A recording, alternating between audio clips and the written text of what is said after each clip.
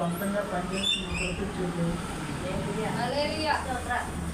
నేను తెలిసిన రుణం అయితే తీర్చుకోలేదు. ఎందుకంటే కూలికి వెళ్ళేవాడిని నేను. అలాగే మెసలు అన్ని కొనుక్కొని సొంతంగా ఒప్పుకొని కొడుకు ఇచ్చేది. ఇంకా ఎన్ని రోజులని వాడి కూలికి వెళ్ళాలని దేవుడు ఇంతకన్నా ఆశపడ్డా నేను ఉద్యోగం రావాలి, ఉద్యోగం కోసం ప్రార్థన చేయని అనుకున్న ప్రార్థన కూడా నేను కట్టనని. అదే ఉద్యోగం నేనైతే అనుకున్నాను.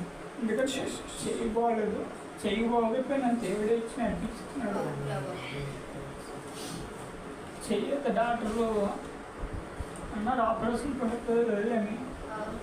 ట్యాబ్లెట్ల ద్వారా కలుగుతుంది, పెయిన్ వస్తుంది, పెయిన్ తగ్గుతుంది, అయినా టాబ్లెట్ చేయకపోతే నొప్పి వస్తుంది. అయినా అదే నొప్పితోనే దేవుడు